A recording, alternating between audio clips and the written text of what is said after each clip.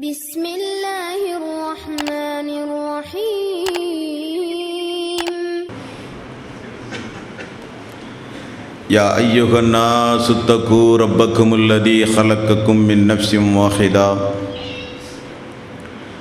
وخلق منها زوجها وبث منهما رجالا كثيرا ونساء واتقوا الله الذي تساءلون به والأرحام إن الله كان عليكم رقيبا يا أيها الذين آمنوا اتقوا الله وقولوا قولا سديدا يصلح لكم أعمالكم ويغفر لكم ذنوبكم ومن يطع الله ورسوله فقد فاز فوزا عظيما فإن خير الحديث كتاب الله وخير الهدي هدي محمد صلى الله عليه وسلم وشر الأمور محدثاتها وكل محدثة بدعة وكل بدعة ضلالة وكل ضلالة في النار. வார்த்தைகளில் சிறந்தது அல்லாஹ்வுடைய வார்த்தை என்றும் வழிகாட்டுதலில் சிறந்தது நபிகள் நாயகம் ஸல்லல்லாஹு அலைஹி வஸல்லம் அவர்களுடைய வழிகாட்டுதல் என்றும் காரியங்களில் மிக மிக கெட்டது மார்க்கங்களில் பித்அத்துகளை உண்டாக்குவது, ஒவ்வொரு பித்அத்தான காரியங்களும் வழிகேடுகள் அனைத்தும் உங்களை நரகில் கொண்டு போய் சேர்க்கும் என்று ரசூலுல்லாஹி ஸல்லல்லாஹு அலைஹி வஸல்லம் அவர்கள் தங்களுடைய ஒவ்வொரு சொற்பொழிவின் துவக்கத்திலும் இந்த மனித சமுதாயத்திற்கு நினைவுறுத்தியதை சிறப்புமிக்க இந்த ரமலானுடைய மாதத்தில் அல்லாஹ்வினுடைய ஆலயத்தில் ஒன்று கூடியிருக்கின்ற உங்களது சிந்தனையிலும் அந்த நபிமொழியை நினைவுபடுத்தி எனதுரையை ஆரம்பம் செய்கிறேன். இணை வைத்தல், பித்அத்துகள், அனாச்சாரங்கள், மூட பழக்க வழக்கங்கள், சடங்கு சம்பிரதாயங்களை விட்டும் அமல்களை பாழாக்கி மறுமை நாளில் நரகத்திற்கு அழைத்து செல்லுகின்ற அனைத்து தீய எண்ணங்கள், நடவடிக்கைகளை விட்டும் நம் எல்லோரையும் அல்லாஹ் காப்பாற்றி அல்லாஹ்வினுடைய மார்க்கத்தில் சொல்லப்பட்ட சட்டதிட்டங்களுக்கு ஏற்ப நம்முடைய வாழ்வை நாம் அமைத்து மரணிக்கும் பொழுது உண்மை முஸ்லீமாக மரணித்து மறுமை நாளில் வெற்றி பெறுகின்ற ஒரு கூட்டத்தில் அல்லாஹ் நம் எல்லோரையும் ஆக்கி அருள் புரிவானாக. இந்த சஅத் இப்னு ஆமீர் மக்காவிலே குறைசி குலத்தை சார்ந்தவர், எந்த வம்புதும்புகளுக்கும் போகாதவர், இஸ்லாத்தை ஏற்றுக்கொண்ட நபித்தோழர்களில் இஸ்லாத்தை வன்மையாக எதிர்த்து போர் நடக்கும்போது போர் தளபதிகளாகவெல்லாம் வந்து,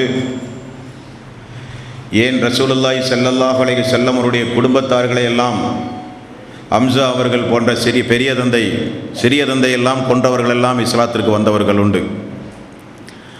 ஆனால் இந்த சஅத் இப்னு ஆமீர் எந்த நபித்தோழர்களுக்கும் தொல்லை கொடுத்தவர் அல்ல என்ற வரலாற்றை பார்க்கும்போது தெரிகிறது. ஆனால் ஆரம்பம் முதல் ஒவ்வொரு நபித்தோழர்களுடைய வாழ்க்கை வரலாற்றை நாம் பார்த்து வரும்போது ஒவ்வொரு நபித்தோழர்களும் ஒவ்வொரு காரணத்திற்காக ஒவ்வொரு நேரத்தில் ஒவ்வொரு சந்தர்ப்பங்களில் இஸ்லாத்தை ஏற்றிருந்தார்கள். அபூ தல்ஹா அவர்களுக்கு இஸ்லாமிய பிரச்சாரம் செய்தது ரசூலுல்லாஹி ஸல்லல்லாஹு அலைஹி வஸல்லம் சிற்றன்னை உம்மு சுலைம் என்பதை நேற்றைய தினம் நாம் பார்த்தோமா இல்லையா? அதே போல இவருக்கு யாரும் இஸ்லாமிய பிரச்சாரம் செய்யவே கிடையாது. ஒரு செய்தியை கண்ணிலே பார்த்தார், அது அவரால் தாங்க முடியவில்லை, இது நிச்சயம் உண்மையாகத்தான் இருக்கும் என்று உணர்ந்தார். அப்படி இஸ்லாத்தை ஏற்றுக்கொண்டவர் தான் சஅத் ரலியல்லாஹு அன்ஹு. அது என்ன சம்பவம் என்றால், பத்ர் போர் முடிந்து உஹது போர், மதீனாவுக்குள் புகுந்து, உஹது என்பது மதீனாவினுடைய ஒரு எல்லை, துல்ஹுலைபா என்று சொல்லப்படுகிற ஒரு எல்லையைப் போல ஊருக்குள் இருக்கிறது உஹது மலை என்று சொல்லப்படுகிற ஒரு மலை. அந்த மலை வரை ஒரு 4 கிலோமீட்டர் 5 கிலோமீட்டர் வரை 450 கிலோமீட்டரில் இருந்து படைபட்டாளங்களை திரட்டி விட்டால் ஊருக்குள் வந்து புகுந்து தாக்குகிற அளவுக்கு உஹது மலை அடிவாரத்தில் எதிரிகள் புடைசூழ அமர்ந்து நடத்தப்பட்ட போர்தான் உஹது போர். அந்த போரில் வெற்றியும் இல்லை தோல்வியும் இல்லை என்று சொல்லுகிற அளவுக்கு இஸ்லாமியர்களுக்கும் அல்லாஹ்வுடைய ரசூலுக்கும் பாதிப்புகள் ஏற்படுத்தப்பட்டு அந்த போர் முடிந்தது. நபிகள் நாயகம் ஸல்லல்லாஹு அலைஹி வஸல்லம் கொஞ்ச நாள் பொறுத்து ஆசிம் ரலியல்லாஹு அன்ஹு அவர்களுடைய தலைமையில் ஒரு 9 பேர்களை தேர்வு செய்து மக்காவினுடைய குறைஷிகளுடைய தற்போதைய நடவடிக்கை, அடுத்த அவர்களுடைய திட்டம், அவர்கள் எப்படிப்பட்ட சதி வேலைகளில் ஈடுபடுகிறார்கள் என்பதை உளவு பார்ப்பதற்காக வேண்டி ரசூலுல்லாஹி ஸல்லல்லாஹு அலைஹி வஸல்லம் ஆசிம் ரலியல்லாஹு அன்ஹு அவர்களால் ஒரு 9 தோழர்களை, மொத்தம் 10 பேர் உளவு பார்ப்பதற்காக வேண்டி மக்காவுக்கு அனுப்பினார்கள். 10 பேரும் அன்சாரி தோழர்கள். போகிற வழியில் மக்கத்து காபிர்களுக்கு எப்படியோ இந்த செய்தி தெரிந்து அவர்களும் ஒரு 200 ஆட்களோடு அம்பெய்துவதில் தேர்ச்சி பெற்ற போர் தந்திரங்கள் தெரிந்த ஒரு 200 பேர்களை அவர்கள் மக்காவில் இருந்து அனுப்புகிறார்கள். இந்த 10 பேரை பிடித்து வருவதற்காக வேண்டி அந்த 200 பேர்களும் மக்காவில் இருந்து புறப்பட்டு இவர்களை எப்படி அடையாளம் காண்கிறார்கள் என்றால், இவர்கள் அமர்ந்து உணவு உண்ணும் போது அந்த பேரித்தங்கொட்டையை கீழே போட்டிருப்பார்கள். பேரித்தங்கொட்டைகளை வைத்து அது எந்த ஊர் பேரித்தம்பலம் என்பதை அறிந்து அன்றைக்கு யார் எங்கு வந்திருக்கிறார்கள், எங்கு போகிறார்கள் என்பதையெல்லாம் அறிகிற காலம். கொஞ்சம் கால் நடந்து செல்லுகிற அந்த காலடி தடங்களை வைத்து மதீனாவில் இருக்கிற மக்கள் யாரோ இங்கே வந்திருக்கிறார்கள், நிச்சயம் அந்த உளவுப் படையினர் தான் இருக்க முடியும் என்று காலடி தடங்களை பின்தொடர்ந்து இந்த 200 பேர்களும் ஆசிம் தலைமையில் வந்த அந்த 10 சஹாபாக்களை சூழ்ந்து கொண்டார்கள். ஆசிம் ரலியல்லாஹு அன்ஹு அவர்கள் ஒரு குன்றின் மீது போய் ஏறி நின்று கொண்டார். இந்த இறை நிராகரிப்பாளர்கள் எல்லாம், உங்களை நாங்கள் கொல்ல மாட்டோம், கீழே இறங்கி வாருங்கள், பத்திரமாக நாங்கள் கைதிகளாகத்தான் பிடிப்போம், நிச்சயம் உங்களுடைய உயிருக்கு ஆபத்து என்றெல்லாம் பேசுகிறார்கள். ஆசிம் ரலியல்லாஹு அன்ஹு அவர்கள் அதற்கு மறுக்கிறார்கள். அங்குமிங்குமாக தாக்குதல் நடைபெறுகிறது. சற்றறக்குறைய 7 பேர்களை அவர்கள் கொன்று விடுகிறார்கள், ஆசிம் அவர்கள் உட்பட. மீதமுள்ளவர்கள் வெறும் 3 சஹாபாக்கள். அந்த 3 சஹாபாக்களில் நபிகள் நாயகம் ஸல்லல்லாஹு அலைஹி வஸல்லம் அவர்கள் அனுப்பிய அந்த அன்சாரி தோழர்களில் குபைப் ரலியல்லாஹு அன்ஹு, ஸைத் பின் தஸீனா ரலியல்லாஹு அன்ஹு, அப்துல்லா ரலியல்லாஹு அன்ஹு, அந்த 3 பேரும் இறுதிக்கட்டமாக கைதிகளாக பிடிக்கப்படுகிறார்கள். அதிலும் அந்த அப்துல்லா அவர்கள், உங்களோடு வரமாட்டேன், நீங்கள் சதிவேலை செய்கிறவர்கள், எங்களுடைய தோழர்களை எல்லாம் அநியாயமாக கொண்டீர்கள் என்று சொல்ல அப்துல்லாவையும் கொன்று விடுகிறார்கள்.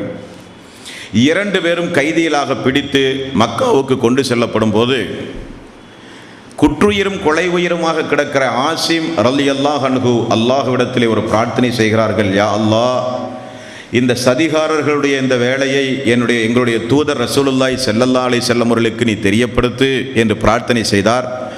அல்லாஹு தாலா ஜிப்ரீல் மூலமாக மதீனாவிலே இருக்கிற ரசூலுல்லாஹி ஸல்லல்லாஹு அலைஹி வஸல்லம் அவர்களுக்கு அந்த 10 பேர்களுடைய நிலைமையை அல்லாஹு தாலா தெளிவுபடுத்தினான். ஆசிம் ரலியல்லாஹுடைய பிரார்த்தனையை அல்லாஹு தாலா அங்கீகரித்தான். அது தனி ஒரு வரலாறு. மக்காவுக்குள் கொண்டு போனால் ஹாரிஸ் என்று சொல்லப்படுகிற ஒரு கோத்திரத்தை சார்ந்தவர்கள் அதிக விலை கொடுத்து குபைப் ரலியல்லாஹு அன்ஹு அவர்களை வாங்கி விடுகிறார்கள். காரணம், பத்ரு போரில் ஹாசிம் குடும்பத்தினுடைய தலைவர்களை, ஹாரிஸ் குடும்பத்துடைய தலைவர்களை கொன்றவர் குபைப் என்று எல்லோருக்கும் தெரியும். ஆசிமை ஏன் கொண்டார்கள்? உத்பா பின் முஈன் ரசூலுல்லாஹி ஸல்லல்லாஹு அலைஹி வஸல்லம் மக்காவிலே தொழும் பொழுது கழுத்திலே துண்டை போட்டு கொலை முயற்சி செய்ய முற்பட்டவன் உத்பா பின் முஈன். அவனை கொன்றவர் ஆசிம் ரலியல்லாஹு அன்ஹு. அது மிகப்பெரிய ஒரு வெறித்தனம் மக்கா குறைஷிகளுக்கு. எப்படியாவது ஆசிம் உயிரோடு பிரித்து வரப்பட வேண்டும் என்கிற ஒரு நிலை. குபைப் கொண்டு வரப்பட்டார். ஹாரிஸ் குலத்தாரே குபைப் அவர்களை விலை கொடுத்து வாங்கினார்கள். கைதிகளாக கட்டி போட்டிருந்தார்கள்.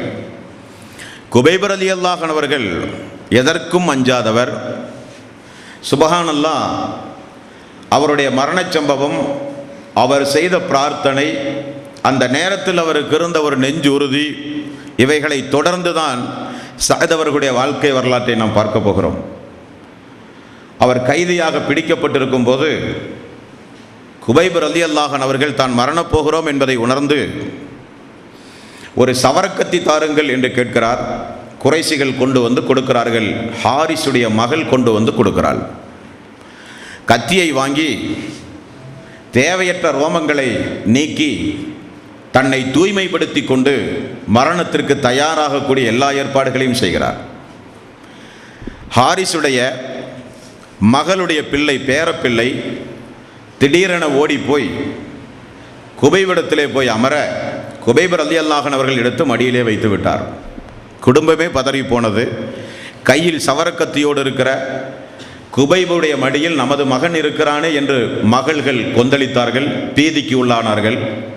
அவர்களுடைய பரபரப்பை குபைப் ரலியல்லாஹு அன்ஹு அவர்கள் பார்த்து கொண்டு சொல்கிறார்கள், நீங்கள் யாருக்கும் பயப்பட வேண்டிய அவசியமில்லை, குழந்தைக்கு என்னால் எந்த தீங்கும் ஏற்படாது என்று சொல்கிறார்கள். குபைப் ரலியல்லாஹு அன்ஹு அவர்கள் இந்த நாள் இத்துணை மணிக்கு மக்கள் முன்னிலையில் கொலை செய்ய போகிறார் என்று குறைசிகள் நாள் தேதியை தீர்மானம் செய்து விட்டார்கள். எல்லோரும் எதிர்பார்த்து கொண்டிருக்கிற நேரம், இந்த கோத்திரத்தில் இருக்கிற அந்த பெண்மணி வந்து ஒரு நாள் சொல்லுகிறார், குபைப் கொலை செய்யப்படுவதற்கு முன்னால் அவருடைய கைகள் கட்டப்பட்டிருக்கின்றது. அல்லாஹ்வின் மீது சத்தியமாக நான் சொல்லுகிறேன், குபைப் அவர்களுடைய கையில் திராட்சை கனிகள் இருந்தது, அதை அவர் உண்டு கொண்டிருந்தார். நாங்கள் யாரும் அவருக்கு அதை கொடுக்கவே கிடையாது. நான் அல்லாஹ் மீது சத்தியமாக சொல்கிறேன். அது மட்டுமல்ல, மக்காமா நகரில் அன்றைக்கு அது போன்ற பொருள்கள் விளைச்சலுக்குரிய மாதமும் அல்ல, அல்லாஹ் அவருக்கு கொடுத்த உணவு. அன்பானவர்களே, அல்லாஹு தஆலா நேரடியாக உணவு கொடுத்த சமுதாயம் மூசா அலைஹிஸ்ஸலாத்து வஸ்ஸலாம் அவர்களுடைய சமுதாயம். மன்னு சல்வா என்கிற சொர்க்கத்து உணவை அல்லாஹு தஆலா அவர்களுக்கு வழங்கினான். என்ன கட்டளையிட்டான்? எனது தூதருக்கு கட்டுப்பட்டு மட்டும் நடங்கள், வேறு எதையும் நீங்கள் செய்யாதீர்கள். நீங்கள் சம்பாதிக்க வேண்டிய அவசியம் இல்லை, குடும்பத்தை காப்பாற்ற வேண்டுமே எந்த கவலையும் இல்லை, பசி வருமே எந்த யோசனையும் வேண்டாம். வானத்திலிருந்து அல்லாஹு தஆலா சொர்க்கத்து உணவை கொடுத்து கொடுத்து கொடுத்து மூசா நபியினுடைய சமுதாயத்தை காப்பாற்றினான். இருந்தும் அந்த சமுதாயம் நன்றி கெட்ட சமுதாயமாக மாறியது. அது ஒரு வரலாறு, திருக்குர்ஆனில் சொல்லப்படுகிற ஒரு வரலாறு. அடுத்து அல்லாஹு தஆலா நேரடியாக உணவு கொடுத்து வளர்த்த பெண்மணி யார் தெரியுமா? மரியம் அலைஹிஸ்ஸலாத்து வஸ்ஸலாம். பள்ளியிலே வளர்ந்த ஒரு பெண்மணி.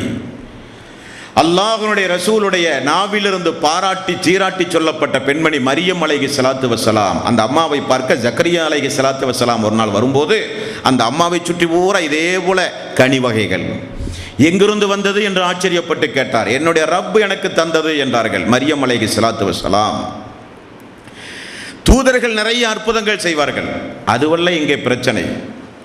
அந்த தூதர்களை சார்ந்த சமுதாயத்திற்கு அல்லாஹு தஆலா உணவு கொடுத்து பாதுகாத்தான் என்கிற வரலாற்றில் குபைப் ரலியல்லாஹு அன்ஹுடைய கையில் இருக்கிற அந்த திராட்சை கொத்துகளை பார்த்து கொலை செய்வதற்காக வேண்டி கைதிகளாக அடைத்து வைக்கப்பட்டிருந்த குபைபுடைய அந்த குபைபை கொலை செய்வதற்காக வேண்டி பார்த்து கொண்டிருந்த அந்த குடும்பத்தார்கள் ஆச்சரியப்பட்டு சொல்லுகிற சம்பவம். மக்காவிலே அது ஒரு விளைச்சலுக்குரிய காலமே அல்ல, மக்காவில் அந்த பொருளும் கிடைக்காது. ஆனால் குபைபுடைய கையில் எப்படி இருந்தது என்று தெரியவில்லை. தனக்காக தான் விரும்புகின்ற தன்னுடைய நேசர் இந்த உலகத்தை விட்டும் பிரிய போகிறார், அவர் பசியும் பட்டினியுமாக பிரியக்கூடாது என்று அல்லாஹ் விரும்பினார். உணவு கொடுத்து சந்தோஷமாக உள்ளத்தில் முழுக்க முழுக்க அல்லாஹுவை நினைத்து உள்ளம் பூரா அல்லாஹுவால் நிரம்பி வழிந்து ரசூலுல்லாஹி ஸல்லல்லாஹு அலைஹி வஸல்லம் அவர்கள் சொன்னார்களா இல்லையா? அல்லாஹுவை குறித்த நல்ல எண்ணம் கொண்ட நிலையில் நீங்கள் மரணியுங்கள். அவருடைய உள்ளம் முழுக்க அல்லாஹுவை குறித்துள்ள நேசம், தூதரை குறித்துள்ள நேசம். அல்லாஹுவையும் தூதரையும் குறித்து உள்ளத்தில் நாம் நேசித்து வாழ்ந்தால் நமக்கு என்னங்க பரிசு? ஒரு மனிதர் ரசூலுல்லாஹி ஸல்லல்லாஹு அலைஹி வஸல்லம் இடத்திலே வந்து கேட்டார், யா ரசூலல்லாஹ், கியாமா நாள் எப்பொழுது வரும்? ரசூலுல்லாஹி ஸல்லல்லாஹு அலைஹி வஸல்லம் திரும்ப கேட்டார், அந்த கியாமா நாள் வந்தால் உன்னிடத்தில் என்ன உண்டு என்று கேட்டார்கள். யா ரசூலல்லாஹ், தொழுகை, நோன்பே, ஜக்காத், ஹஜ் போன்ற கடமையான இபாதத்துகள் உண்டு, உபரியான பெரிய பெரிய இபாதத் ஒன்றும் என்னிடத்தில் இல்லை. ஆனால் நான் அல்லாஹ்வையும் அல்லாஹ்வுடைய தூதராகிய உங்களையும் எனது உள்ளத்தில் மனமாற நான் நேசிக்கிறேன் என்றார்கள். ரசூலுல்லாஹி ஸல்லல்லாஹு அலைஹி வஸல்லம் அவர்கள் சொன்னார்கள், நேசித்தவரோடு நீ சொர்க்கத்தில் இருக்கலாம் என்றார்கள். அப்படி நேசித்தவர் குபைப் ரலியல்லாஹு அன்ஹு அவர்கள். அல்லாஹ் விடுவானா? கைதிகளாக பிடிக்கப்பட்டு கொலை செய்வது உறுதி என்று தீர்மானித்தவுடன் பசியும் பட்டினியுமாக இருக்கிற அவருக்கு அல்லாஹ் உணவு கொடுக்கிறான். குபைப் ரலியல்லாஹு அன்ஹு அவர்களுக்கு உணவு உட்கொண்டு அவர் அந்த குழந்தையோடு நடந்த அந்த நடைமுறை, அவரிடத்தில் இருக்கிற அந்த உறுதி, எல்லாவற்றையும் அவர்கள் பார்த்து கொண்டிருக்கிறார்கள். கொலை செய்ய போகிற கர்ணகொடூர உள்ளம் படைத்தவர்கள். மக்கா நகரம் புனித நகரம், அதற்குள் யாருடைய உயிரையும் கொல்லக்கூடாது என்பதற்காக வேண்டி புறநகர் பகுதிக்கு இழுத்துச் செல்கிறார்கள் குபைப் அவர்களை. நாளும் தேதியும் தீர்மானிக்கப்பட்டு விட்டது. கழுமரத்தில் ஏற்றி நிறுத்தப்படுகிறார். குபைப் ரலியல்லாஹு அன்ஹு அவர்கள் சொன்னார்கள், ஒரு 2 ரக்காத்து தொழட்டுமா? ஒரு 2 ரக்காத் நான் தொழட்டுமா? அவர்கள் தொழுவதற்கு அனுமதி கொடுத்தார்கள். சுருக்கமாக தொழுதுவிட்டு எழுந்து நின்று அந்த மக்களை பார்த்து சொன்னார்கள், குபைப் மரணத்திற்கு பயந்தவர் என்று நீங்கள் நினைப்பீர்கள் என்கிற அச்சம் மட்டும் எனக்கு இல்லாவிட்டால் நான் நீண்ட நேரம் சுஜூதிலே இருந்து என்னுடைய இறைவனிடத்திலே பிரார்த்தனை செய்திருப்பேன். ஏன் சுருக்கி தொழுதேன் தெரியுமா? நான் நீண்ட நேரம் சுஜூதிலே இருந்து தொழுது நீண்ட நேரம் வணக்க வழிபாட்டில் இருந்தால் குபைப் மரணத்திற்கு பயந்துதான் தொழுகையை நீட்டி சொல்கிறார் என்று நீங்கள் நினைத்து விடுவீர்கள் என்பதற்காகத்தான் சுருக்கி தொழுதேன்.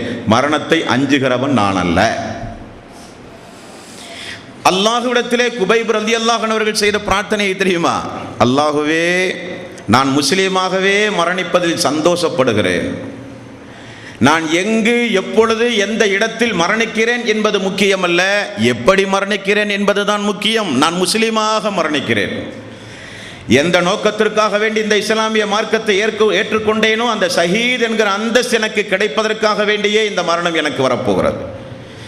அல்லாஹுவே, நீ விரும்பினால் எனது உடல் உறுப்புகள் ஒவ்வொரு துண்டுக்கும் உன்னுடைய பர்க்கத்துண்டு, அருள்வளம் உண்டு என்பது எனக்கு நன்றாக தெரியும் என்று ஒரு பிரார்த்தனை செய்கிறார். அவருடைய நெஞ்சுறுதியெல்லாம் பார்த்துவிட்டு அவர்களில் ஒரு சாரார் இப்படி கேட்டார்கள், குபைபே, மதீனாவுக்கு பத்திரமாக நாங்கள் உன்னை அனுப்புகிறோம். ஒரு வார்த்தையை மட்டும் சொன்னால் போதும். குறைசிகள் பொதுவாக இப்படி கேட்டால் என்ன வார்த்தையை சொல்லுவார்கள் தெரியுமா? லாத்து உஸாவை வணங்குகிறேன், முஹம்மதை இயேசு, எங்களுடைய தெய்வங்களை மதிக்கிறேன் என்று சொல். இப்படித்தான் அம்மார் அவர்களை கொடுமை செய்தார்கள், யாசிர் அவர்களை கொடுமை செய்தார்கள், பிலால் அவர்களை கொடுமை செய்தார்கள், சுமையா அவர்களை கொடுமை செய்தார்கள். கொடுமையாளர்கள் எல்லாம் பயன்படுத்துகிற வாசகம் லாத்து உஸாவை வணங்குகிறேன் என்று சொல் என்றுதான் சொன்னார்கள். ஆனால் இவர்கள் கொஞ்சம் வித்தியாசமாக சொன்னார்கள். என்ன சொன்னார்கள்? குபைபே, நீ நிற்கிற இடத்தில் முஹம்மது இருந்தால் போதும், அவரால் தான் எனக்கு இந்த நிலைமை என்று மட்டும் சொல். நாம இருந்தால் 1000 முறை சொல்லியிருப்போம் உயிரை பாதுகாப்பதற்காக வேண்டி. நீ நிற்கிற இடத்தில் முஹம்மது இருந்தால் போதும் என்று மட்டும் சொல், மதீனா வரை பாதுகாப்பாக நாங்களே உன்னை புடைசூழ வழி அனுப்புகிறோம் என்றார்கள். என்ன சொன்னார் குபைப் ரலியல்லாஹு அன்ஹு அவர்கள்? குறைசிகளை தெரிந்து கொள்ளுங்கள், அல்லாஹ்வுடைய ரசூலுடைய காலில் ஒரு முள் தைப்பதற்கு எங்களுடைய உயிர் அர்ப்பணமாக்கப்பட வேண்டும் என்றால் அதற்கு நாங்கள் தயார் என்றார்கள். அந்த உறுதியை, நெஞ்சுறுதியை பார்த்தார்கள். கொல்வதற்காக வேண்டி மக்காவினுடைய புறநகர் பகுதிக்கு கொண்டு போய் கழுமரத்தில் ஏற்றி கொலை செய்யப்படுகிற அந்த நேரத்தில் பார்க்கிற வரிசையில் வந்தவர் தான் இந்த ஜயீத். இந்த சஅத் ரலியல்லாஹு அன்ஹு அவர்கள் மக்களோடு மக்களாக நின்று பார்க்கிற வரிசையில் வந்தவர். குபைப் அவர்கள் செய்கிற துவாவை பார்க்கிறார். முஹம்மது ரசூலுல்லாஹி ஸல்லல்லாஹு அலைஹி வஸல்லம் காலில் ஒரு முள் தைப்பதற்கு கூட நாங்கள் சம்மதிக்க மாட்டோம், அதற்காக வேண்டிய எங்களுடைய உயிரை வேண்டுமானாலும் அர்ப்பணம் செய்வோம் என்று சொல்லுகிற நெஞ்சுறுதியை பார்க்கிறார். இறுதியில் அம்பு எய்கிற வீரமிக்கவர்கள் வரப்பட்டார்கள். எல்லோரும் புடைசூழ நின்றார்கள். ஹாரிஸுடைய குடும்பத்தாரில் இருக்கிற அவருடைய மகன் உக்குபா அம்பை எடுத்து எரிய போகிறான். குபைப் ரலியல்லாஹு அன்ஹு அவர்கள் இறுதியில் சொன்னார்கள், அல்லாஹுவே, இங்கே நிற்கிற மக்களை நீ கணக்கெடுத்துக்கொள். அல்லாஹுவே, இங்கே நிற்கிற மக்களை கணக்கெடுத்துக்கொள். அல்லாஹுவே, இங்கே நிற்கிற மக்களை நீ கணக்கெடுத்து திட்டமிட்டு நீ அவர்களை பழிக்கு பழி வாங்குவாயாக என்று பிரார்த்தனை செய்தார். கொல்லப்பட்டார், ஷஹீதாக்கப்பட்டார். இது குபைப் ரலியல்லாஹுடைய வரலாறு. அந்த கொலை சம்பவத்தை பார்க்க போனவர் தான் சஅத் ரலியல்லாஹு அன்ஹு அவர்கள். அல்லாஹுவை பார்த்தீர்களா? ஒரு இழப்பு, ஒரு உயிர்ப்பிப்பு. ஒரு ஷஹீத் இந்த உலகத்தில் உயிர் மரணிக்கிறார் என்றால் இன்னொருவர் விதைக்கப்படுகிறார் என்பதை உறுதிப்பட நிரூபித்தவர்கள் சஹாபாக்கள். மரணம் கூட பிற மக்களுக்கு சாட்சியாக அமைய வேண்டும். நான் ஆரம்பத்திலே உங்களுக்கு நான் சொன்னேன், வெறுமனே சாகக்கூடாது, சாதித்து விட்டுத்தான் சாக வேண்டும். சொல்வதை சொல்ல வேண்டும். சபையில் ஏற்பவர்கள் யாராக இருந்தாலும் சரி, ஃபிரௌனுடைய சபையில் அப்படித்தான் அந்த மக்கள் சத்தியத்தை சொன்னார்கள். ஃபிரௌன் கொடுங்கோலன், கொலை செய்தான், வெட்டி சாய்த்தான் மக்களை. ஆனாலும் அந்த மக்கள் சத்தியத்தை சொன்னார்கள். அதே போல குபைப் ரலியல்லாஹு அன்ஹு அவர்கள் இறைவனிடத்திலே பிரார்த்தனை செய்தார். அல்லாஹ்வுடைய ரசூலை விட்டு கொடுக்காத அந்த மன உறுதியை பார்த்தார்கள். அல்லாஹ்விடத்திலே பிரார்த்தனை செய்தார். அல்லாஹுவே இவர்களை கணக்கெடுத்துக்கொள் என்று பிரார்த்தனை செய்தார். இதை பார்த்த சஅத் இப்னு ஆமீர் ரலியல்லாஹு அன்ஹுடைய உள்ளம் பதபதைத்தது, தாங்க முடியவில்லை. யார் இந்த முஹம்மதின் மீது இந்த அளவுக்கு இந்த மக்கள் பாசமும் நேசமும் வைத்திருக்கிறார்கள் என்றால் நிச்சயம் முஹம்மது நபி ஸல்லல்லாஹு அலைஹி வஸல்லம் எதையும் கொடுத்து இந்த மக்களுடைய உள்ளத்தை அவர் வென்றெடுக்கவில்லை. இந்த மக்கள் பொருளாதாரத்திற்கு ஆசைப்பட்டு முஹம்மதை நேசிக்கவில்லை. இந்த மக்கள் பதவிக்கோ அந்தஸ்துக்கோ ஆசைப்பட்டு முஹம்மது நபியை நேசிக்கவில்லை. அதை காட்டிலும் விலை உயர்ந்த ஒரு மதிப்பையும் மரியாதையும் இந்த மக்கள் முஹம்மதுக்கு கொடுக்கிறார்கள் என்றால் அவரை நிச்சயம் நாம் சந்தித்தாக வேண்டும் என்கிற உறுதி எடுத்தார். கைபர் போருக்கு பிறகு மதீனாவுக்கு வந்தார். ரசூலுல்லாஹி ஸல்லல்லாஹு அலைஹி வஸல்லம் அவர்களை பார்த்து இஸ்லாத்தை தழுவினார். அதுவல்ல பிரச்சனை தோழர்களே. இஸ்லாத்தை தழுவிய அந்த சஅத் ரலியல்லாஹு அன்ஹு அவர்கள் இஸ்லாத்தை தழுவிய நாளிலிருந்து அவருடைய நன்னடத்தைகள் எப்படியெல்லாம் இருந்தது என்பதை நீங்கள் பார்க்க வேண்டும். குபைப் அவர்களால் திருத்தப்பட்டவர். குபைபுடைய வார்த்தை நெஞ்சில் பாய்ந்தது. நினைக்கும் பொழுதெல்லாம் அழுவாராம் சஅத் ரலியல்லாஹு அன்ஹு. அந்த கோர காட்சியை பார்த்து அம்மார் கொடுமை செய்ததை உமர் அவர்கள் பார்த்திருக்கிறார்கள். பிலால் அவர்கள் கொடுமை செய்யப்படுவதை அபூபக்கர் பார்த்திருக்கிறார்கள். யாசிர் சுமையா நடு வீதியில் வெட்டி சாய்க்கப்படுவதை ஹம்சா அவர்கள் பார்த்திருக்கிறார்கள். யாருக்கும் இப்படிப்பட்ட ஒரு மனக்கவலை வந்தது கிடையாது. ஆனால் சஅத் இப்னு ஆமீர் ரலியல்லாஹு அன்ஹு அவர்கள் பட்ட கஷ்டம், கவலை, துன்பம் மரணிக்கின்ற வரை அவரை வாட்டி இருக்கிறது. ஹம்சா அவர்கள் கொலை செய்யப்பட்ட ஹிந்தாவுக்கு கூட அந்த கவலை வந்தது கிடையாது. ஹம்சா அவர்கள் கொலை செய்யப்பட்டு சுக்கு நூறாக போன பிறகு அல்லாஹ்வுடைய ரசூல் அழுதார்கள். வக்ஷிக்கு கூட அந்த கவலை கிடையாது. வக்ஷிக்கு ஒரு வருத்தம் இருந்தது. என்ன வருத்தம்? இஸ்லாத்தில் தூணாக திகழ்ந்த ஹம்சாவை கொன்று ஒரு வரலாற்றில் ஒரு இரத்தக்கரை படைந்தவனாக நான் மாறிவிட்டேன். பகரமாக எதையாவது ஒன்றை செய்துதான் நான் மரணிப்பேன் என்று வக்ஷி ரலியல்லாஹு அன்ஹுவாக மாறி அல்லாஹ்வுடைய நேசத்திற்குரிய அடியானாக மாறி முசைலமா என்று தன்னை நபி என்று வாதிட்டவனை நேருக்கு நேராக போய் கொன்று ஹம்சா அவர்களுடைய கொலைக்கு நான் ஈடுகட்டினேன் என்றார்கள் வக்ஷி. இப்படி ஒவ்வொரு சம்பவத்திற்கும் காரணமானவர்கள் ஈடுகட்டி இருக்கிறார்கள். இவர் கட்டிய ஈடு என்ன தெரியுமா? குபைப் அவருடைய வார்த்தையும் அவருடைய பிரார்த்தனையும் நெஞ்சுறுதியையும் அல்லாஹ்வுடைய ரசூலை நேசித்த விதத்தையும் பார்த்து இப்படிப்பட்டவரை, இப்படிப்பட்ட சமுதாயத்தை உருவாக்கியவரை நாம் ஏன் போய் பார்க்க கூடாது? என்ன சொல்லுகிறார் என்று ஏன் கேட்கக்கூடாது?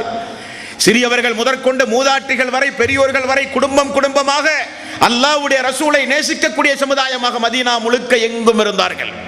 எதற்காக வேண்டியும் அவர்கள் அல்லாஹ்வுடைய ரசூலை நேசிக்கவில்லை. மறுமைக்காக, சொர்க்கத்தில் அவரோடு ஒன்றாக இருக்க வேண்டும் என்பதற்காகத்தான் நேசித்தார்கள். சௌபான் ரலியல்லாஹு அன்ஹு அவர்கள் ஒரு நாள் அழுது கொண்டே வருகிறார்கள் மதீனாவினுடைய பள்ளிக்குள்.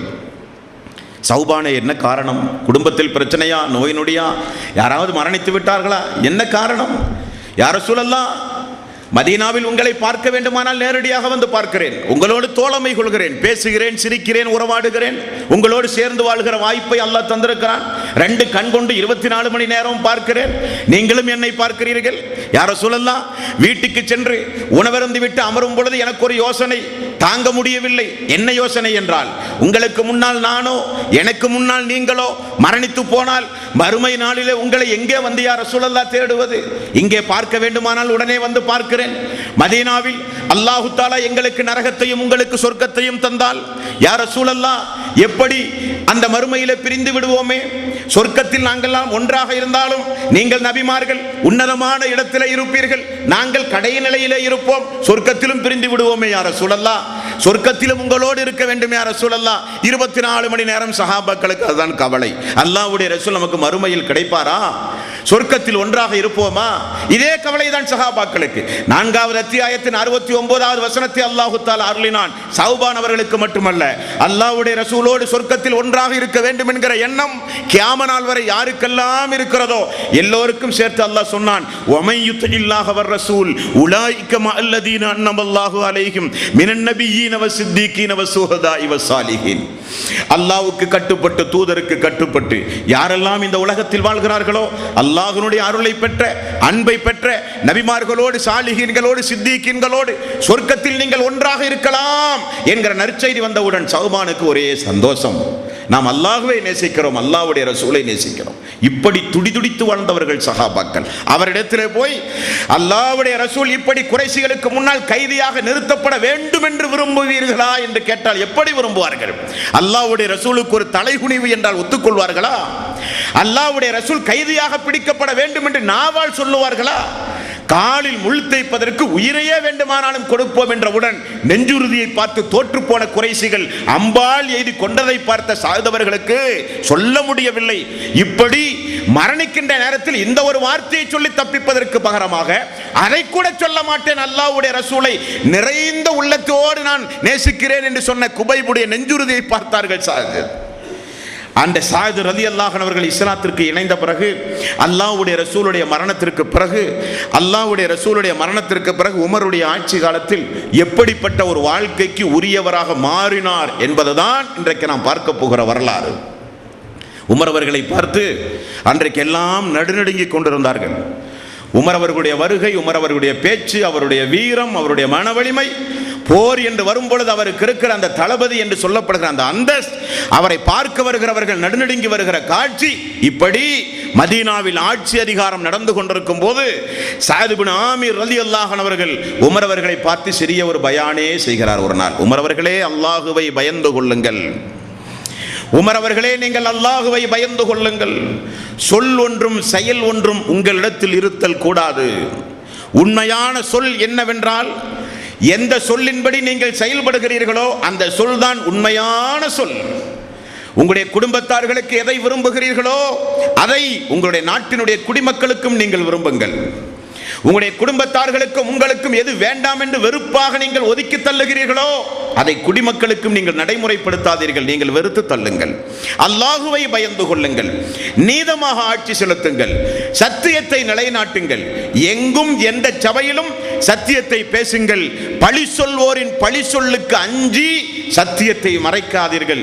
நீதமாக நடங்கள் என்று சொன்ன மாபெரும் ஒரு தலைவர் சஅத் ரலியல்லாஹு அன்ஹு. ஒரு ஆட்சி தலைவருக்கு முன்னால் நாட்டிலே இருக்கிற குடிமகன் இப்படி ஆட்சி தலைவருக்கு உபதேசம் செய்ய முடியுமா? அட்ரஸே இல்லாமல் போய்விடுவார்கள். ஆனால் அப்படிப்பட்ட உபதேசம் செய்தார். நெஞ்சுறுதியை பார்த்தார் உமர் ரலியல்லாஹு அன்ஹு. இஸ்லாத்திற்கு கைபர் போருக்கு பிறகு வந்து இஸ்லாத்தில் இணைந்து இப்படிப்பட்ட ஒரு நெஞ்சுறுதி. உமர் ரலியல்லாஹு அன்ஹு அவர்கள் அல்லாஹ்வுடைய ரசூலுடைய காலத்திற்கு பிறகு உமர் ரலியல்லாஹு அன்ஹு அவர்கள் ஆரம்பகால சஹாபாக்களுக்கெல்லாம் ஒவ்வொரு இடங்களிலும் நிறைய அந்தஸ்துகளை கொடுத்தார்கள். கவர்னர் பதவியை கொடுத்தார்கள். அந்த அடிப்படையில் சஅத் இப்னு ஆமிர் அவர்களுக்கும் ஒரு இடத்திலே கவர்னர் பதவியை தீர்மானம் செய்து அங்கு உயர் பதவியை கொடுத்து நல்ல அந்தஸ்தோடு வைத்தார்கள். மனைவியோடு போகும்போது கொஞ்சம் காசு பணத்தை கொடுத்து அந்த மாகாணத்தில் கவர்னராக இருந்து நீங்கள் பணிபுரியுங்கள் என்று உமர் அவர்கள் சொன்னார். காசு பணத்தை கொண்டு போகும்போது அப்பொழுதுதான் புதிய திருமணம். காசு பணத்தை கொண்டு போய் மனைவி இடத்திலே சொல்லுகிறார், இந்த காசு பணம் நம்மிடத்தில் இருப்பது நிச்சயம் நம்முடைய மறுமை நம்பிக்கையை அகற்றிவிடும்.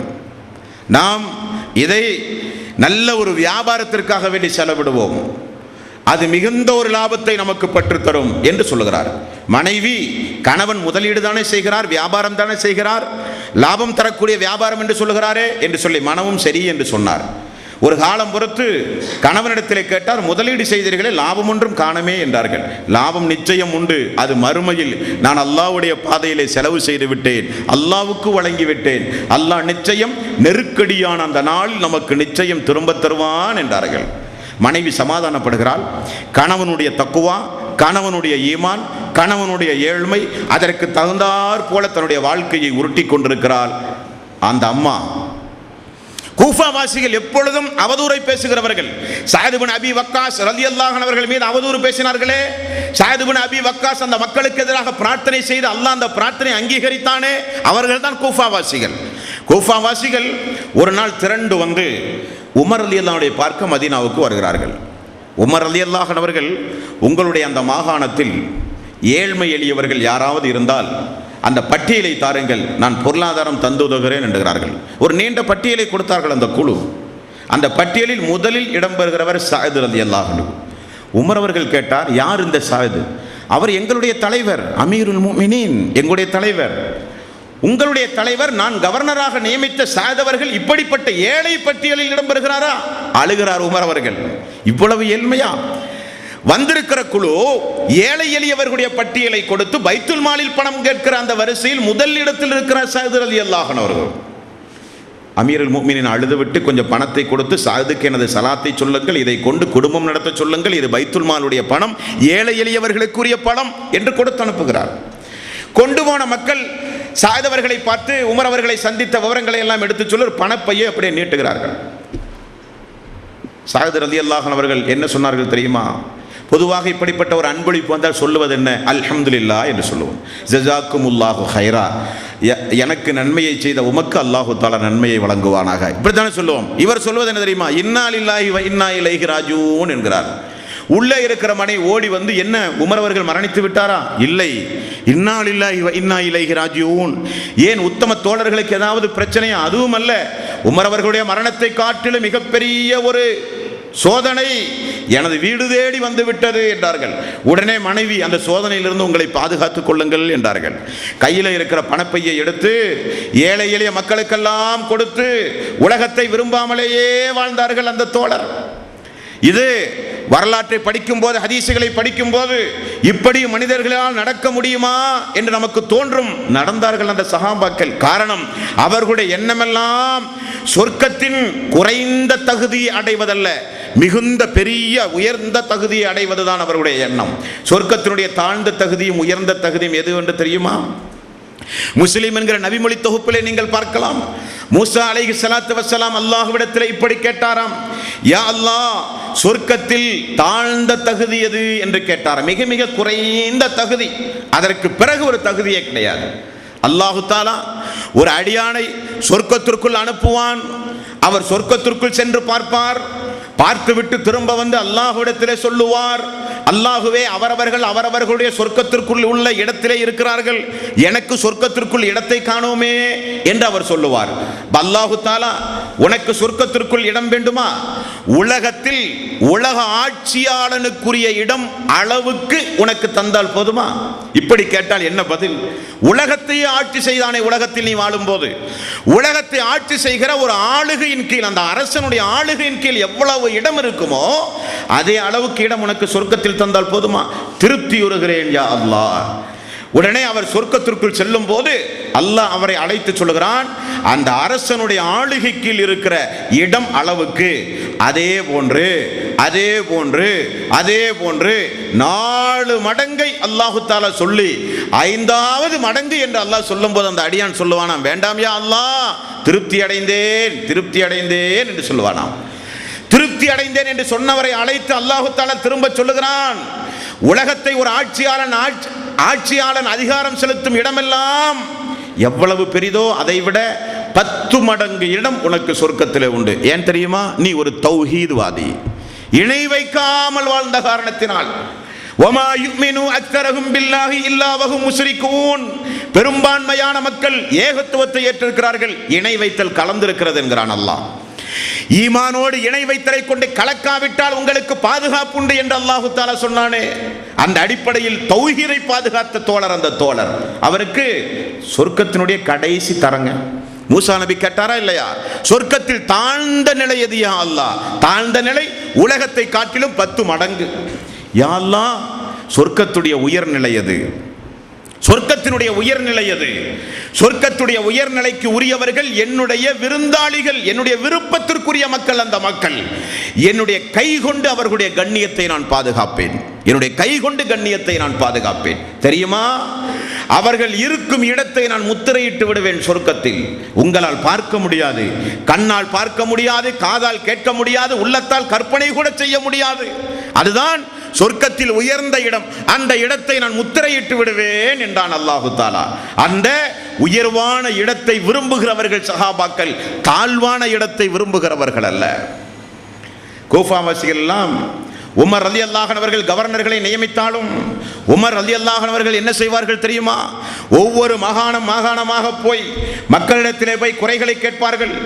தான் நியமனம் செய்த கவர்னர்களை பற்றி உள்ள குறைபாடுகளை. அப்படி குறைகளை கேட்கும் போது மக்கள் கூடி 4 குறைபாடுகளை சொன்னார்கள்.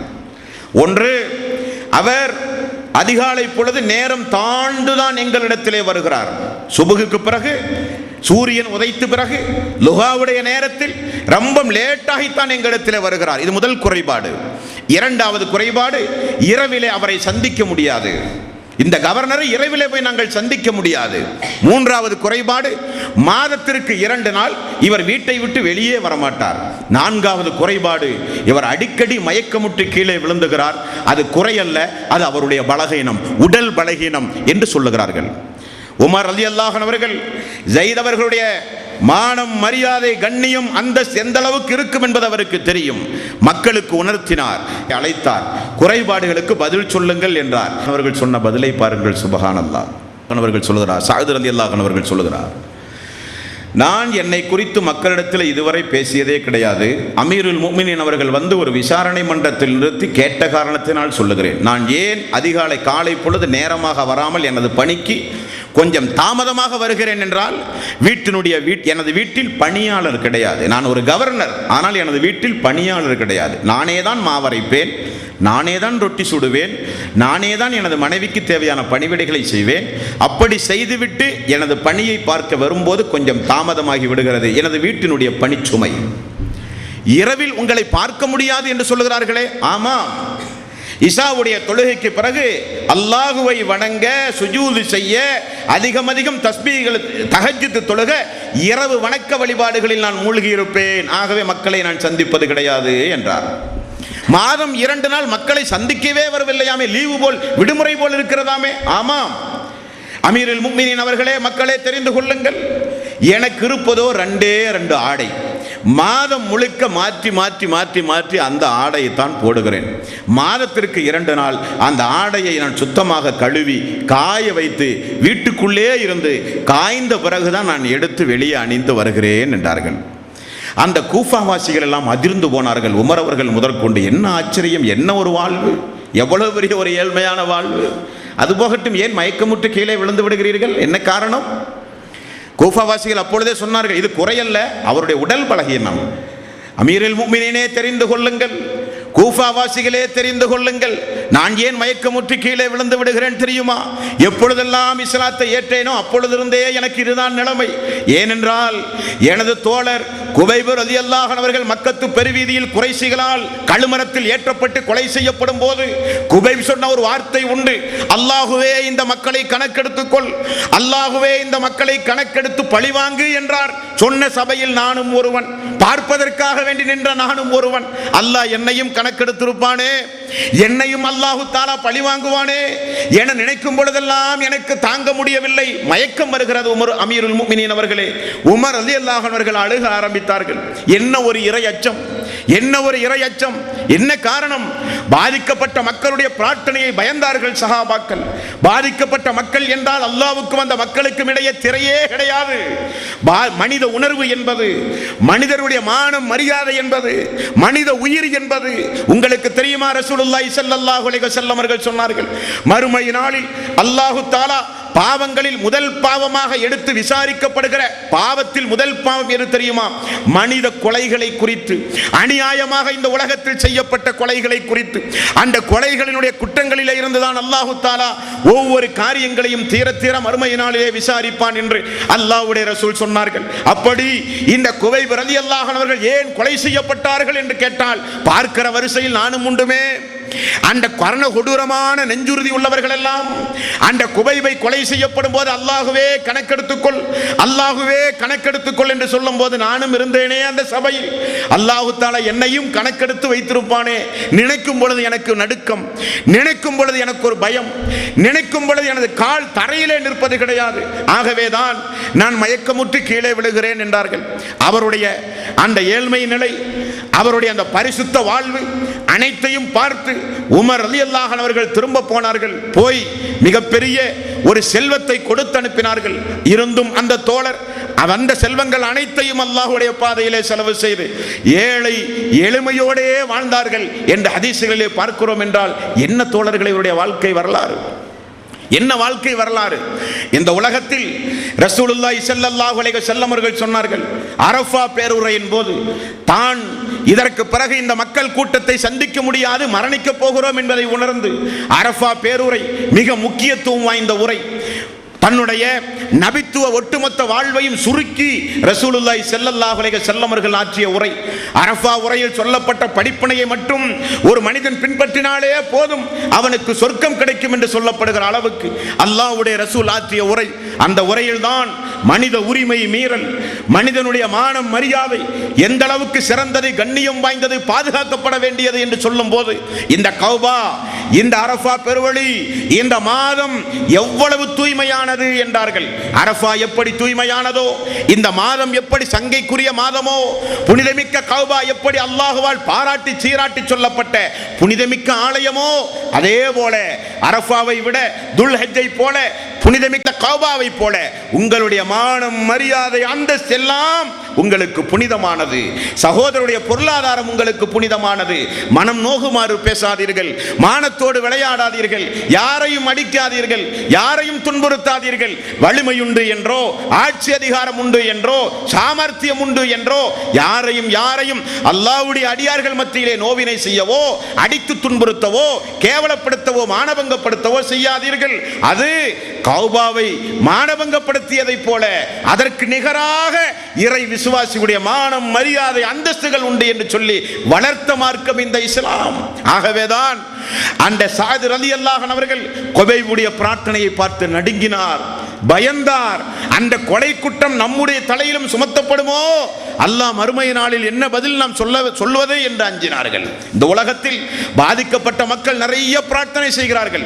அடித்ததற்காக வாங்கிய கடனை திரும்ப கொடுக்க முடியவில்லை என்பதற்காக, கொடுத்த கடனை கேட்க போனால் வசைபாடுதல் என்பதற்காக எவ்வளவோ பாதிக்கப்பட்ட மக்கள் இந்த உலகத்திலே பிரார்த்தனை செய்கிறார்கள். ஆனால் பாதிப்புக்கு உள்ளாக்கிய மக்களுக்கு எந்த பயமும் கிடையாது, எந்த பயமும் கிடையாது.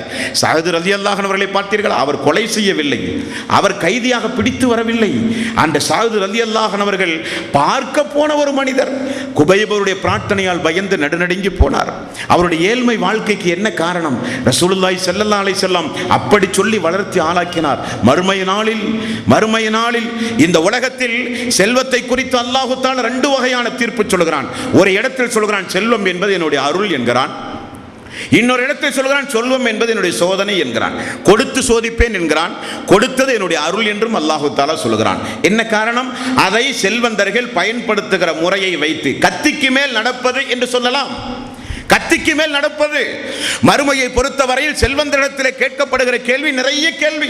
வசதி இல்லாத திண்ணை தோழர்களைப் போல ஏழ்மை எளியோடு வாழ்ந்து கொண்டிருக்கிற மக்களிடத்தில் கேட்கப்படுகிற கேள்வி, தொழுதாயா நோன்பு வைத்தாயா? ஹஜ்ஜை குறித்தில்லை, ஜக்காத்தை குறித்தில்லை, தர்மத்தை குறித்தில்லை, அண்டை வீட்டுக்காரன் பசியோடு இருக்கிறானே என்கிற கேள்வி எல்லாம் அவரிடத்திலே கிடையாது. தொழுதாயா நோன்பு வைத்தாயா? தௌஹீதின் அடிப்படையில் வாழ்ந்தாயா? ஏழை எளியவர்களுக்கு மூன்றே கேள்வி. வசதி படைத்தவர்களுக்கோ எப்படி சம்பாதித்தாய், எப்படி எல்லாம் செலவு செய்தாய், அந்த செலவு செய்த வழிமுறைகள் எல்லாம் என்ன என்கிற கேள்வி எல்லாம் மறுமை நாளிலே அல்லாஹ்விடத்திலே சொன்ன பிறகுதான் சொர்க்கம் செல்ல முடியும். அந்த ரசூலுல்லாஹி ஸல்லல்லாஹு அலைஹி வஸல்லம் அவர்கள் சொன்னார்கள், அல்லாஹ் தஆலா அதிலிருந்து நம் அனைவர்களையும் காப்பாற்ற வேண்டும். செல்வம் எல்லாம் மறுமை நாளில் நச்சு வாய்ந்த ஒரு பாம்பாக அல்லாஹ் தஆலா மறுமை நாளிலே மாற்றுவான். இது எப்பொழுது? நரகத்தில் அல்ல, நீதிமன்றத்தில், விசாரணை மன்றத்தில். அல்லாஹ்வுடைய ஒரு நாள் என்பது உங்களுடைய 50,000 ஆண்டுகளுக்கு சமம் என்று அல்லாஹ் சொன்னானே, அந்த நீதிமன்றத்தில் மக்கள் எல்லாம் நிற்கும் போது வசதி படைத்து ஜக்காத்து கொடுக்காமல், தர்மம் கொடுக்காமல், ஏழை எவலைகளை கொடுத்து கவலை கொள்ளாமல் என்னுடைய பணம் என்னுடைய சொத்து என்றே வாழ்ந்து மரணித்து போன அந்த மனிதனை அந்த பாம்பு துரத்துமா மறுமை நாளில்.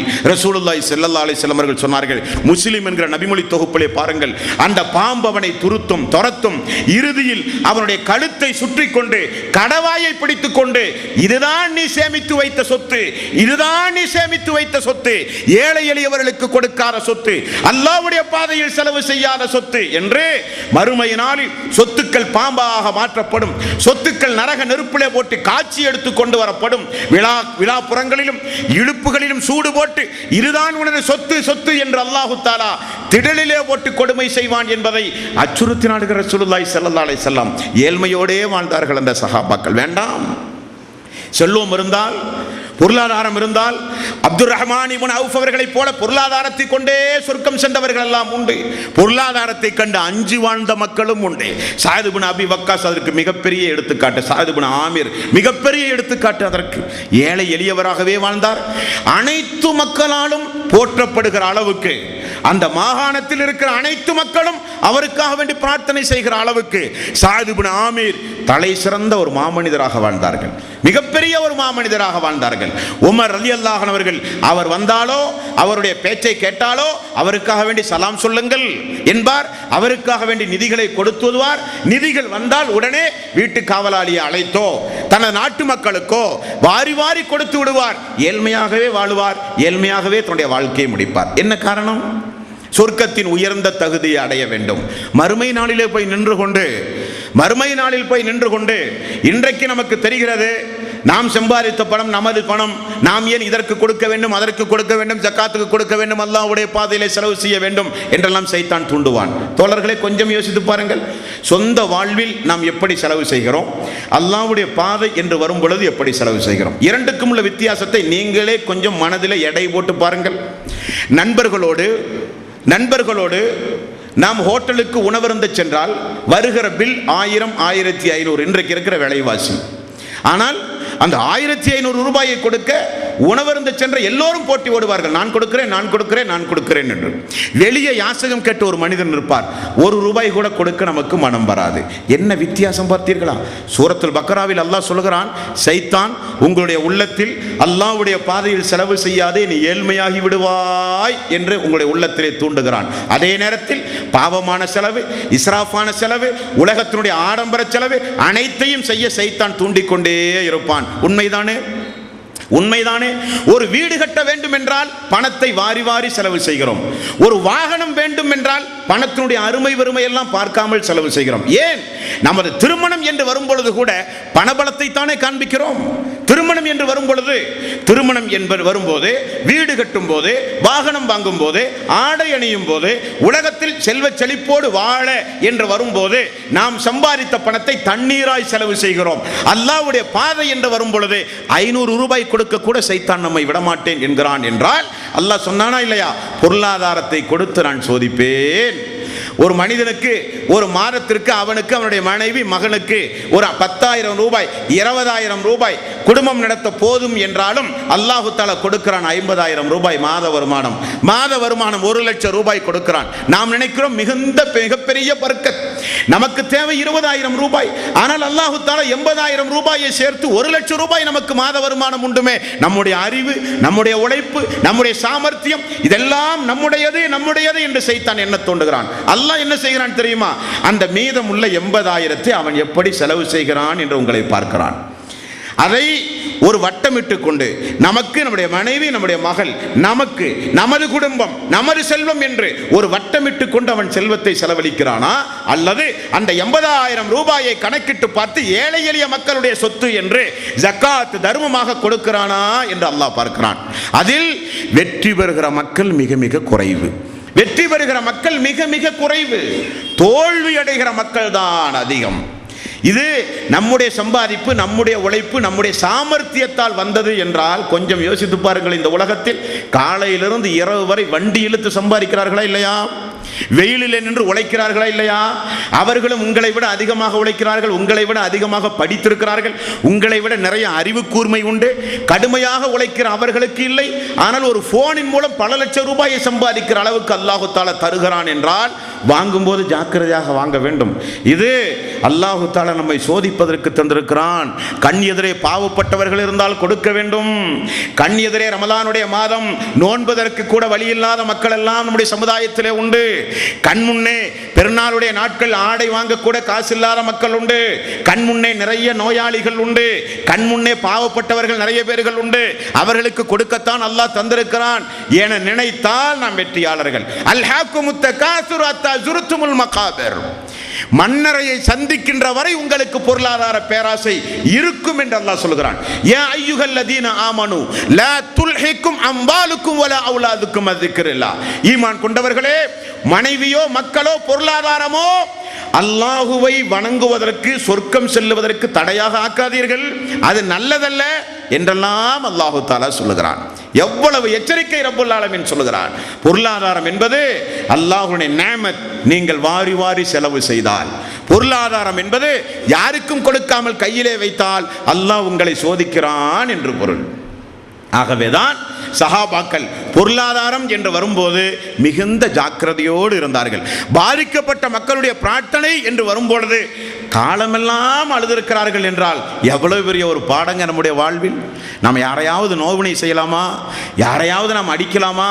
அடித்து அடி வாங்கி பாதிப்புக்குள்ளாக்கி 2 கரத்தை உயர்த்தி அழுது காயத்திற்காக, மனதில் ஏற்பட்ட காயத்திற்காக, கேவலப்படுத்தப்பட்டதை உணர்ந்து 2 கரத்தை உயர்த்தி அல்லாஹ்விடத்திலே பிரார்த்தனை செய்தால் அது எவ்வளவு பெரிய வெகுமதி என்பதை உணர்ந்தவர் இந்த தோழர் சஅத் ரலியல்லாஹு அன்ஹு. மக்களோடு மக்களாக நின்றிருந்தும் அடிக்கடி மயக்கமுற்று கீழே விழுகிற அளவுக்கு நினைத்து அழுது துன்புறுத்தலுக்கு ஆளாகி இருக்கிறார் என்றால் எவ்வளவு பெரிய ஒரு பாடம் இந்த தோழருடைய வாழ்விலிருந்து, இந்த தோழருடைய வாழ்விலிருந்து எவ்வளவு பெரிய ஒரு பாடம். ஆகவே அன்பர்களே, நாம் இன்றைய தினம் பெறுகிற முக்கியமான ஒரு பாடம், நம்முடைய நாவினால் கரத்தால் எந்த முஸ்லிம்களுக்கும் எந்த தொல்லையும் இழைத்து விடக்கூடாது. இழைத்தால் அவர்களுடைய பாதிப்புக்கு நாம் ஆளாக்கப்படுவோம். உலகத்தில் ஆளாக்கப்படாவிட்டாலும் மறுமை நாளில் நம்முடைய அமல்களை எல்லாம் அல்லாஹு தஆலா வாங்கி வாங்கி கொடுத்து அவனுடைய இடத்தில் நாமும் நம்முடைய இடத்திலும் அவர்களும் சென்று விடுவார்கள். நாம் செய்கிற இபாதத்தை கொண்டு நாம் சொர்க்கம் செல்ல வேண்டுமே தவிர நான் செய்கிற இபாதத்தை கொண்டு அடுத்தவன் சொர்க்கம் சென்றால் என்றால் எவ்வளவு பெரிய நஷ்டங்க, அது எவ்வளவு பெரிய துரதிஷ்டவசம். நீங்கள் செய்கிற இபாதத்தை கொண்டு நான் சொர்க்கமும், நான் செய்கிற இபாதத்தை கொண்டு நீங்கள் சொர்க்கமும் போறதுக்காக நாம் இவ்வளவு கஷ்டப்பட்டு பேசுகிறோம், உழைக்கிறோம், பாடுபடுகிறோம், இரவு பகலாக தொழுகிறோம், இரவு பகலாக நோன்பு வைக்கிறோம், இரவு பகலாக பிரார்த்தனை செய்கிறோம். எதற்கு? நான் சொர்க்கம் செல்ல, நீங்கள் சொர்க்கம் செல்ல. ஆனால் மனித உரிமை மீறல் என்று வரும் பொழுது, மனித உணர்வுகள் பாதிப்பு என்று வரும்போது நம்முடைய அமல்களை அல்லாஹு தஆலா வாங்கி கொடுத்து விடுவான். பாதிக்கப்பட்ட மக்களுக்கு உலகத்தில் கேட்பதற்கு ஆள் இல்லை என்று இருந்து விடாதீர்கள், கேட்பதற்கு ஆள் உண்டு. நாமெல்லாம் மறுமையை பயந்தவர்கள் என்பதை உணர்ந்து நடந்த அந்த சஹாபாக்குடைய வாழ்விலே இருந்து நாம் இந்த ஒரு பாடத்தையும் படிப்பினையும் நாம் பெற வேண்டும் தோழர்களே. அடுத்தது ரசூலுல்லாஹி ஸல்லல்லாஹு அலைஹி வஸல்லம் அவர்களால் வளர்த்தெடுக்கப்பட்ட நபித்தோழர், வீட்டிலேயே வளர்ந்த நபித்தோழர், அதிகம் அல்லாஹ்வுடைய ரசூலுடைய பிரார்த்தனைக்கு ஆளானவர்.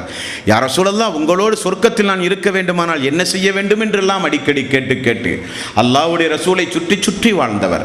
ரசூலுல்லாஹி ஸல்லல்லாஹு அலைஹி வஸல்லம் பசி பட்டினி என்று வரும்போது தாயிடத்திலே ஓடி போய் சொல்லுவார், யா ரசூலல்லாஹ், அம்மா, தாயே, தந்தையே, அல்லாஹ்வுடைய ரசூல் பள்ளியிலே பசியின் காரணத்தினால் சுருண்டு கிடக்கிறார்கள், அவரால் பேச முடியவில்லை, நடக்க முடியவில்லை என்று ஓடி போய் அல்லாஹ்வுடைய ரசூலுடைய பசியை தீர்த்த ஒரு தோழர். ரசூலுல்லாஹி ஸல்லல்லாஹு அலைஹி வஸல்லம் அதிகம் பாராட்டி சீராட்டி சொல்லப்பட்ட ஒரு தோழர் யார் என்பதை இன்ஷா அல்லாஹ் நாளைய தினம் பார்ப்போம். அல்லாஹு தஆலா ஃபபஸ்ஸிர் இபாதியல்லதீன யஸ்தமியூனல் கௌல ஃபயத்தபியூனல் அஹ்ஸனா. நபியே, ஒரு சாராருக்கு நீங்கள் நற்செய்தி சொல்லுங்கள். அல்லாஹ் சொல்லுகிறான் திருக்குரானில், ஒரு சாராருக்கு நீங்கள் நற்செய்தி சொல்லுங்கள். அவர்கள் யார் என்றால், சொல்லப்படுகிற விஷயத்தை கூர்ந்து கவனித்து சத்தியம் இருந்தால் அதை உடனடியாக தன்னுடைய வாழ்விலே பின்பற்றுவார்கள். பின்பற்றுகிற மக்களுக்கு நபியே நீங்கள் நற்செய்தி சொல்லுங்கள் என்று அல்லாஹு தஆலா சொல்லுகிறான். அந்த நற்செய்திக்கு உரியவர்களாக இந்த ரமலானுடைய மாதம் முடிவதற்குள் நாம் நம்முடைய வாழ்வை குறித்து மறுபரிசீலனை செய்து சொர்க்கம் சொர்க்கம் வேண்டும், சொர்க்கத்திற்கு உரியவர்களாகவே இந்த உலகத்தில் வாழ்ந்து மரணிக்க வேண்டும் என்கிற ஒரு லட்சியத்தை இந்த புனிதமிக்க ரமலானுடைய மாதத்தில் எடுத்து வாழ்ந்து மரணிக்கின்ற நல்லவர்களாக அல்லாஹ் நம் அனைவர்களையும் ஆக்கி அருள் புரிவானாக. வஆகிரு தௌவானா அனில் ஹம்துலில்லாஹி ரப்பில் ஆலமீன். அஸ்ஸலாமு அலைக்கும் வரஹ்மத்துல்லாஹி வபரகாத்துஹு.